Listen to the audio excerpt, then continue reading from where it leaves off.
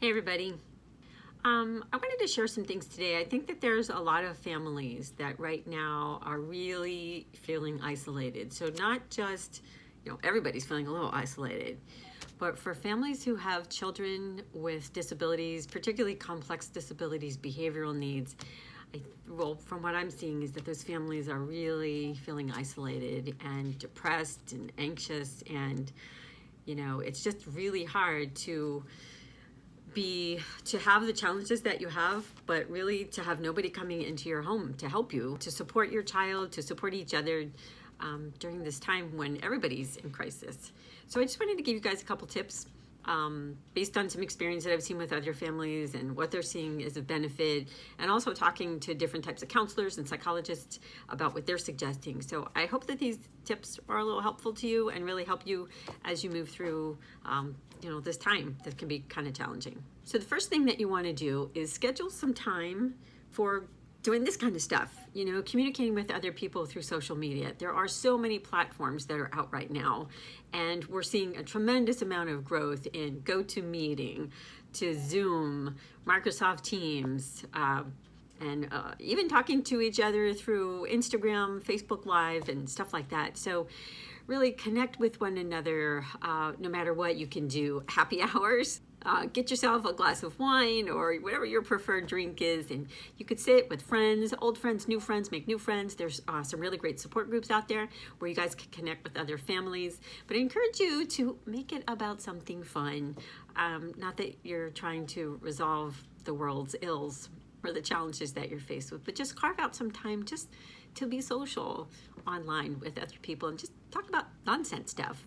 Okay, so that's the first one. Another great thing to do is doing what they say, acts of kindness. Now, I know that we can't be out there actually intermingling with other people to do these acts of kindness, but if you have phone numbers of people that maybe you haven't called in a while, maybe an elderly person, your mom, your dad, cousins that you haven't talked to in a while, but somebody that you thought maybe they need, just a boost or somebody to talk to. You guys can reminisce about family events from long ago and, some of those things that Uncle Herb did that everybody found was kind of amusing, and talk about those kind of things. You could check on neighbors through social media, through phone calls. Check on them, see how they're doing. See if you have to go up to your grocery store, is there anything that you could grab for them? You could leave it on their front step.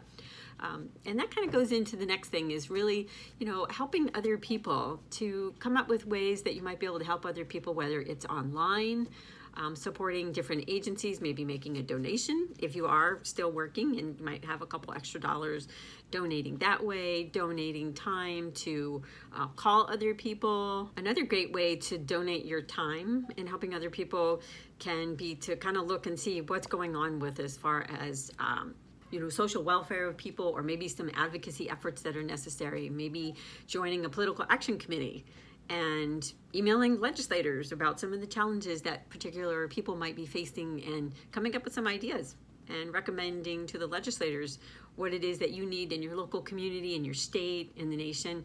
That way you kind of feel like you're part of the solutions. And so even though you might be struggling with some things at home, it can still give you a sense of accomplishment. You may not be able to fix everything in your home and what's going on, but maybe you can help the overall picture, and that'll make you feel better about yourself, your engagement, and your community. If you're lucky enough to have even a yard where you could go out in the yard and you could just sit, listen to the birds, listen to the wind chimes, you should be hearing less traffic. So hopefully it'll be just a soothing time where you can get a few minutes away.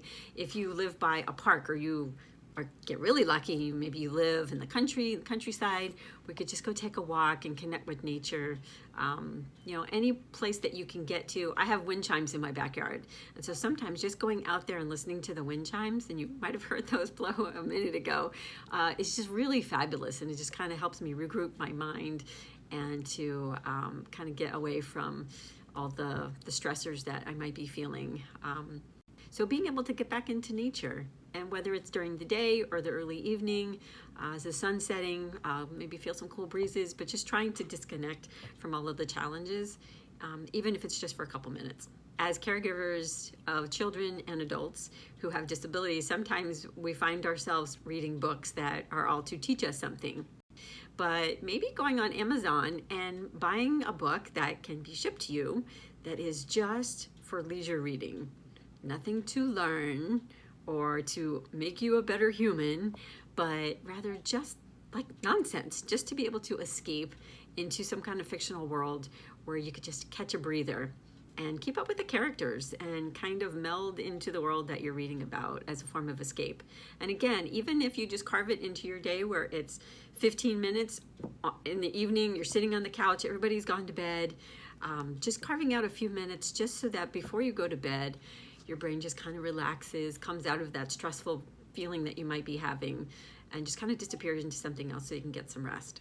Another great option is to pull out some of those old home movies and old photographs. In my younger years, I love taking like actual photos that were printed. I would go to the store and I would have them printed up. So I've got mountains of photo albums from 20, 30 years ago. So if you're like me and you have those, drag them out. Look at times when you had events where you really enjoyed, that the family was having a really good time, or maybe you had an adventurous spirit and you want to look at some of those pictures from something cool that you did, and maybe it'll give you like a little inkling of when all of this is over, what do I want to do? What's my next adventure that I'd like to engage in? Because we should all have, even though we're really challenged right now, some kind of goal that you want to move towards, and maybe something fun that you want to do when all this is over, and you're going to say, okay, so I'm going to make this happen when I'm done.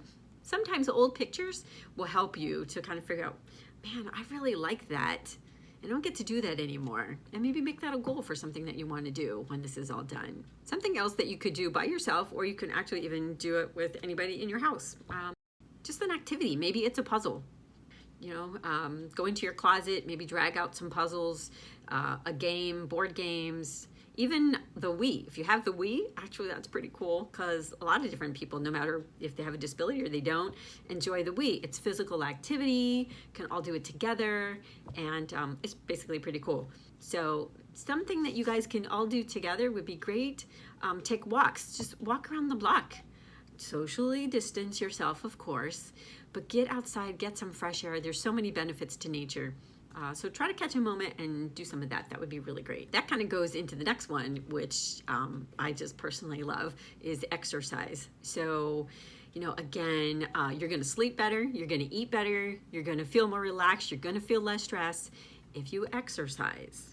And so carving out a little bit of period every day, you can go online. There's so much online now with exercise classes. And if you have a smart TV, or even if you have the Fire Stick, you could connect your television set with the internet. So you could literally have on your TV set an exercise class, and you can move a little bit of furniture around and take a Pilates class, take a yoga class, take a high energy class, take a kickboxing class.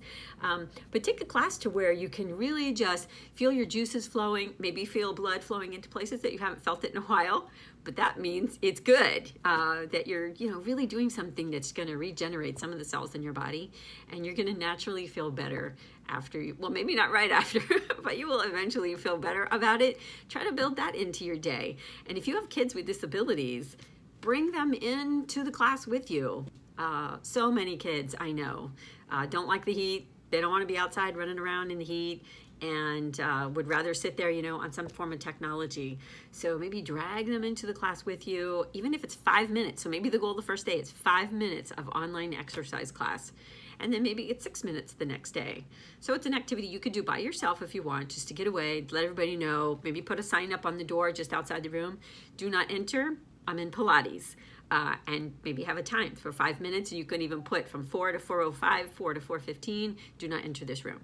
And I think that there's a lot of really good value in that, whether you're doing it alone or with family members. I think it'd be really great. Another thing is music.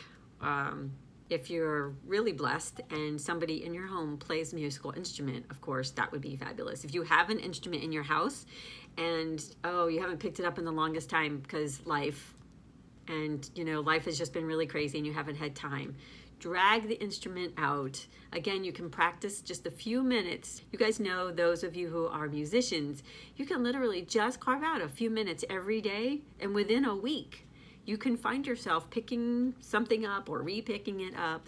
And there's so many great things that happen with music, whether you're playing it on your radio or on your Google device at home or whatever it might be. There's so much benefit. I mean, look what was happening in Italy, coming out on their balconies to motivate each other, to make each other feel good, considering the significant position that they were as a nation, health-wise. There's just great things that happen in music. So I hope that you take at least one. So maybe I gave you too much information. So just take one thing, just one, out of the list that I just gave you, and try one thing tomorrow and see if it doesn't make you feel better. And if you don't like it, then you go on to another topic.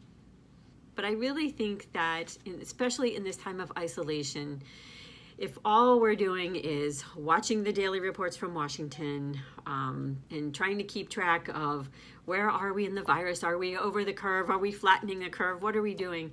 I think that if that's all you're involved in, you're not going to become less stressed. You're just going to become more stressed. So try to back off of having to be so obsessive over that type of information. Gain as much information as you need to keep yourself healthy. Take care of your family, of course, socially distance, do what you need to do there. But put forth whatever effort you can into connecting with other people online, waving to your neighbors from across the fence, talking to them from across the fence, asking them how they're doing, if there's anything that you could do for them, if you have to go up to the store. But, you know, we're all in this together. It doesn't matter what socioeconomic status you happen to fall at. No matter where you live and what type of community you live in, we're all in this together. So it's something that could bond us all together as humans if we allow it to do that, or it could do the opposite. So I hope that you guys get some benefit from what I talked about today, and maybe something on the list will help you just have a little bit of better go until we come out of this on the other side. Stay healthy and take care.